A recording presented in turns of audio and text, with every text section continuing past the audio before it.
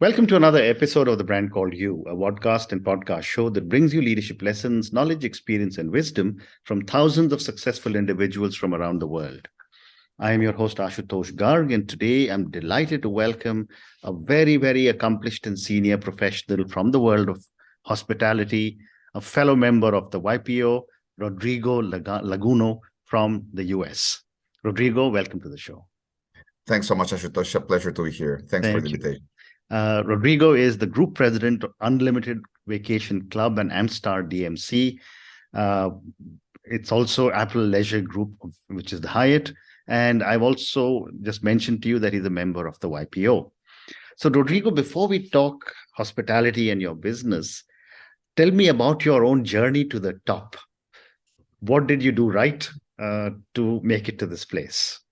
Well, a lot of times I wonder if I do the right things, but I think that I have been very fortunate, but thinking about in general my trajectory, I realized that it's never a straight trajectory as you think when you're young. Like thinking, okay, I'm gonna go this way, and I'm gonna be focused on this. If I think about now, from when I was in high school, when I was in college, thinking about what I would be in my future, I would never have thought, being hospitality right now, doing what I'm doing, or being in YPO.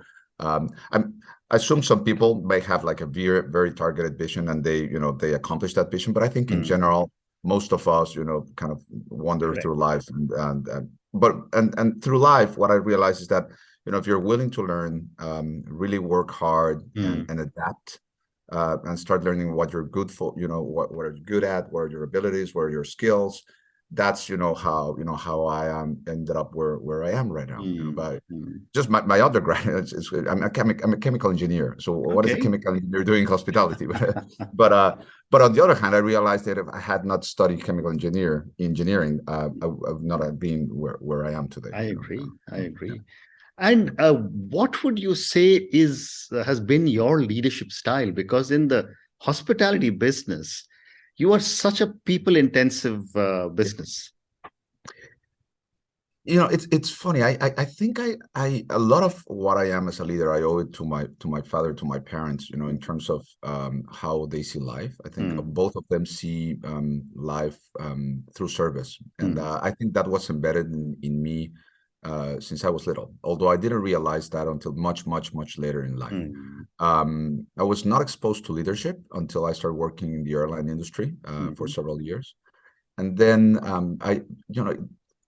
it was weird because when I started getting exposed to roles where I was managing groups of people, I became really energized by, just being able to lead, but at the same time serve. So it was not about directing. It was not about telling this is what you need to do. It was about fulfilling a role of establishing a vision and guiding a group to a vision, but at the same time being part of that group moving towards the vision. So that's when I felt that what was leadership and how it felt within me.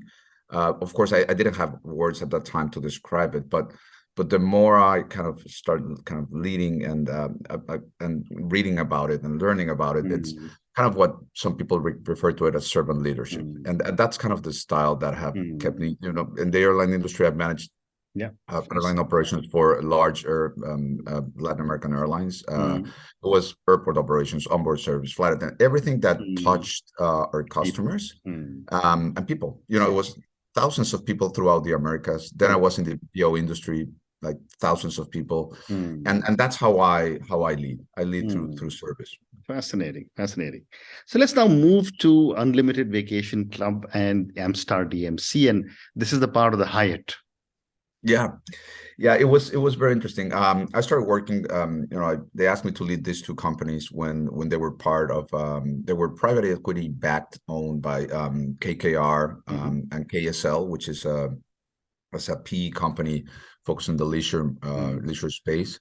And both companies are were part of a conglomerate called Apple Leisure Group. And the Apple Leisure Group was acquired last year by Hyatt, so now we're part of the Hyatt family.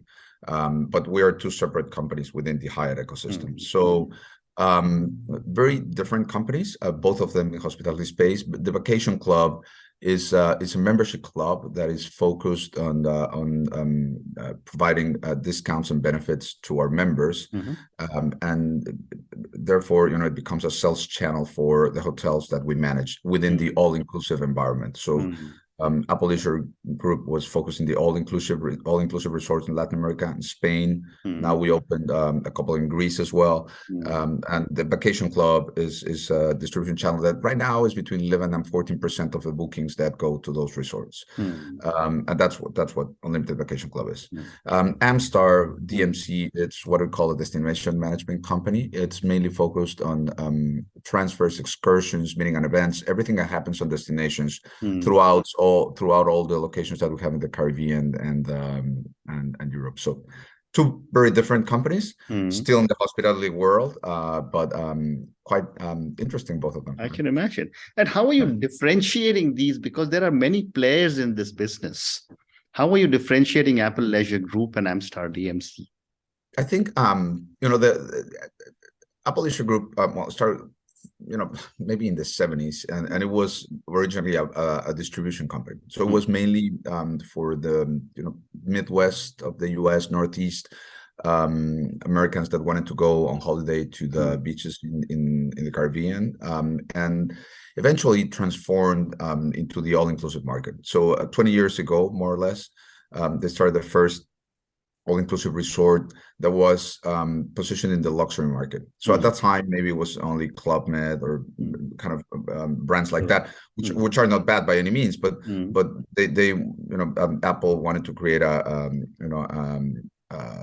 hotel that was within the all-inclusive, like just imagine like a cruise on land. That was kind of the experience at the end of the day, entertainment, food, but in a good at a good level. And that's how we start differentiating ourselves, and actually it's still being our differentiator. Now, of course, all the competition right now is getting into the AI segment, all-inclusive segment. So if you see throughout the different chains, that's where everybody's playing right now. That's why I acquired us. And I would say the differentiator was for years was our offer. Now that offer has been imitated by several competitors. So we're now focused a lot on the experience side of the equation. Really about, it's less about the hardware, and we talk a little bit about the leadership and servant leadership.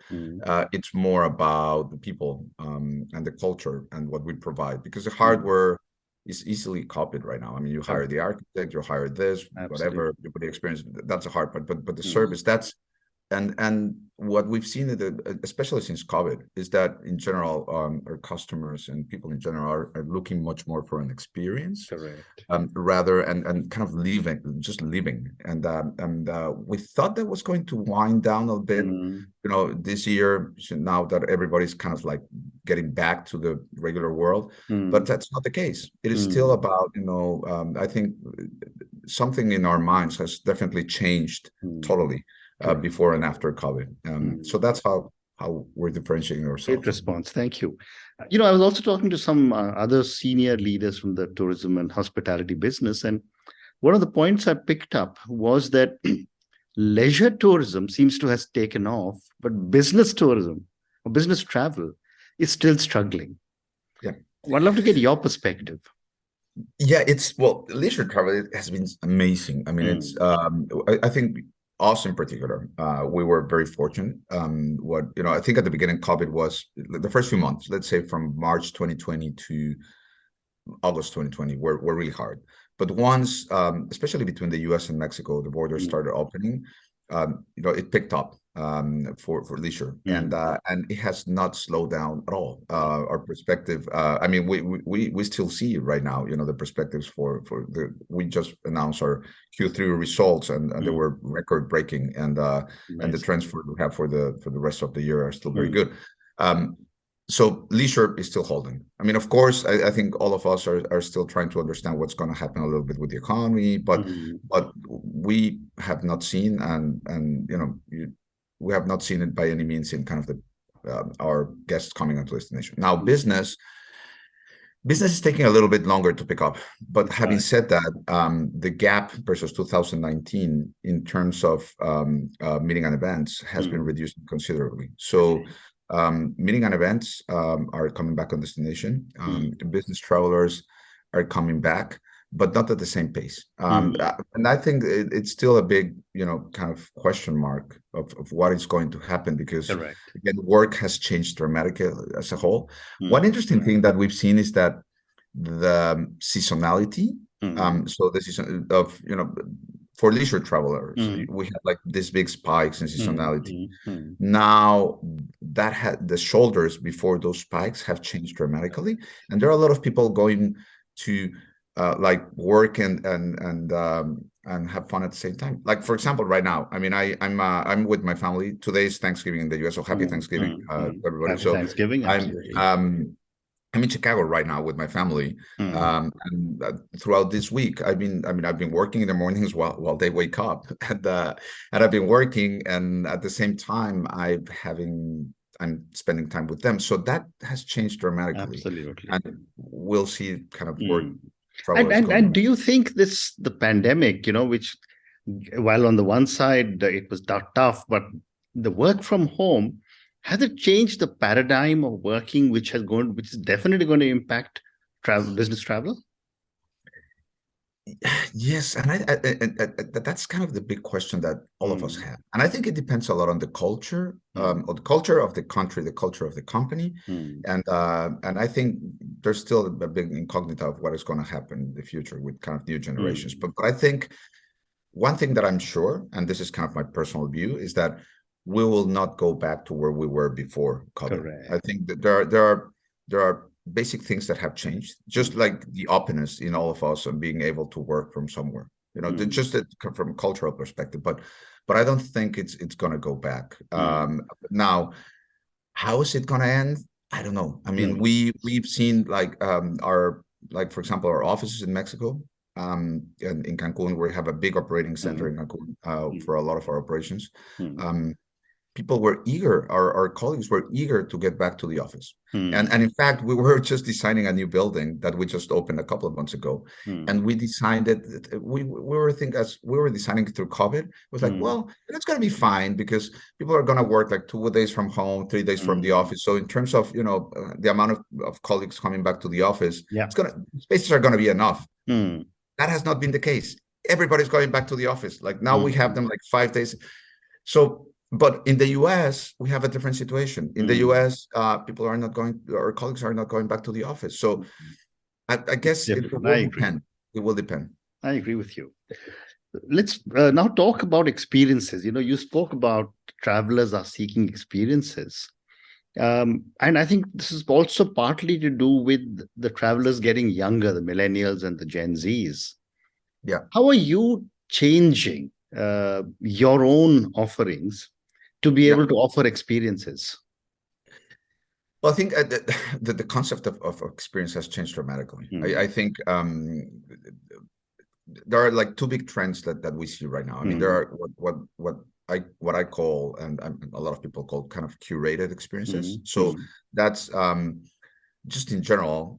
There's like this vast diversity of different interests and Mm. micro interests. So therefore, creating curated experiences to Mm. cater different interests. So I mean, I remember the first time I went to Europe with my parents. I mean, there was Mm. like this set of tours that was, okay, you'll do this and you'll do that and you'll do that. So it was like maybe 3 or 4 different avenues. Mm. Now, if you go, for example, to Mexico City and you talk about food, I mean, there are like you, you can have like, okay, like vegan or author or taco tour or this or that or whatever. Mm. I'm assuming the same in India. So Correct. this curated experiences is one of the biggest trends, and this is also gets exponentially larger by the use of social media. So Mm. whatever kind of this experiences or Instagram or whatever gets involved in kind of the different trends happening and how young people use the different social media, Mm. that helps us or leads us to create kind of this micro targeted experiences. The other big trend that we're seeing that I think it's going to last for several years as well is anything around wellness. So our young people are much more not careful. I would say looking for experiences that are around being well. Kind of from a spiritual health, just being kind of outside. So those two big trends are really changing the face of experiences in general right now. Very interesting. The other thing that I wanted to get your perspective was on technology. How is technology changing hospitality? I mean, I was talking to somebody and we were talking about the metaverse, and I said maybe one of these days I'll probably go and meet Rodrigo on the metaverse and have a three-dimensional discussion with his avatar and my avatar. That's when I feel like I'm getting old, because I don't know if I'll ever get into a trend of living out of the virtual. I still kind of the tangible world and being face to face. I must add that if you're saying you're getting old, then my legs are hanging in my grave. Then so. No, but I think technology has changed dramatically. An analogy that I had years ago, I think it's still very valid, is that when I started working in the airline industry in the early 2000s, 2001, 2003, you can talk about when you thought about, for example, distribution channels, you can talk about kind of vertical distribution channels. We had like stores, we had a call center, and then we had a website, and it was like vertical. And then in 2010, the iPhone showed up, and the iPhone showed up, and I think it was 2010. I might be wrong with the date, but anyway, when the iPhone showed up, that changed dramatically the way we interact. Yes, they might have been smartphones before, but I think the iPhone literally changed everything.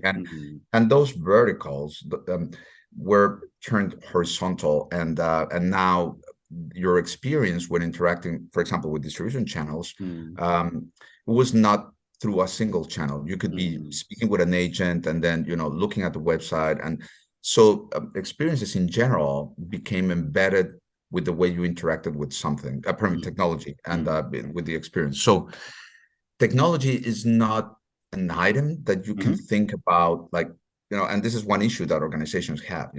Organizations still think like years ago, where there was, okay, there's IT, there's the CIO, and I will ask them to build a program for me. That's not the way I see it. And in all industries, and in particular in any service industry, the technology is part of the DNA of any organization. So if you're leading an organization, you have to think.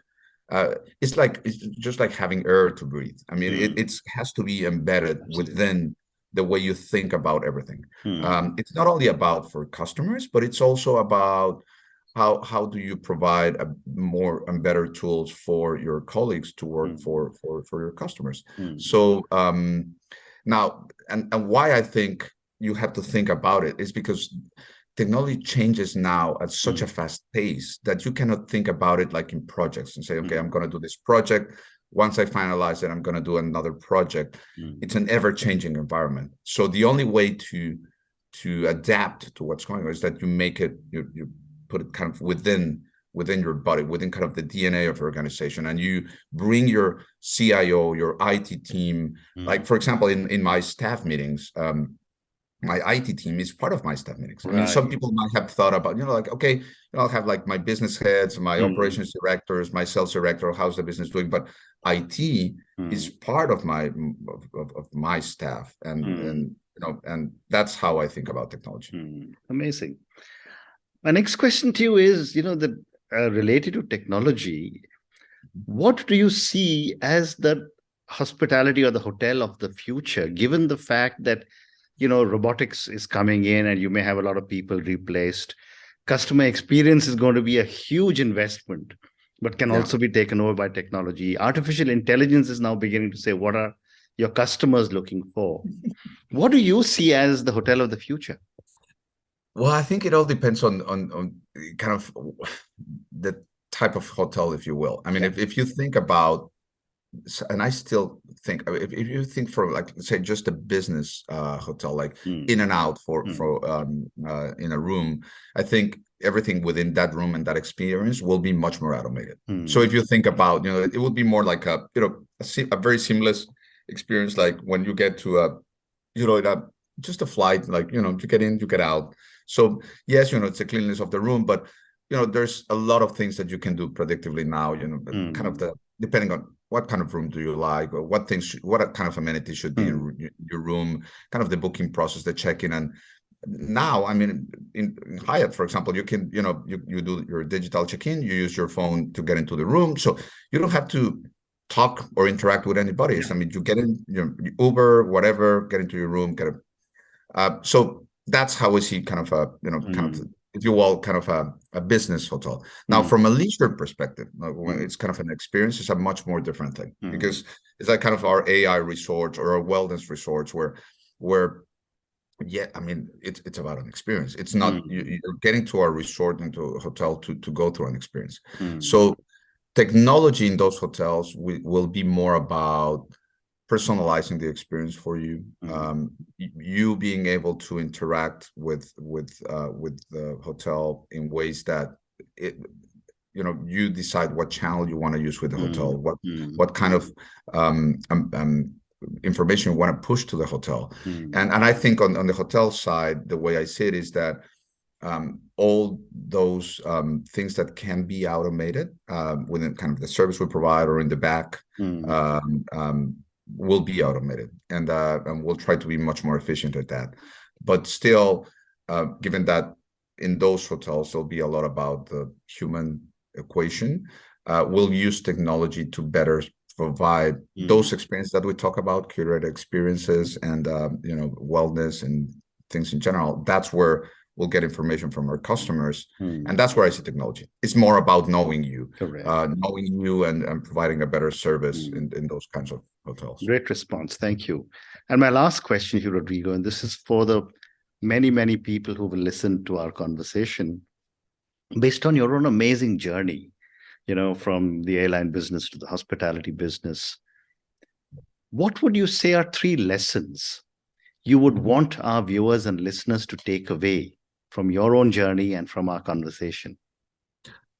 Well, you asked me, I think at the beginning, what was kind of my leadership style. So I think the first lesson is that to me, leadership is a service, and it starts with with you, and really understanding that you as a leader are providing a service to an organization and to your team. So that's the first one.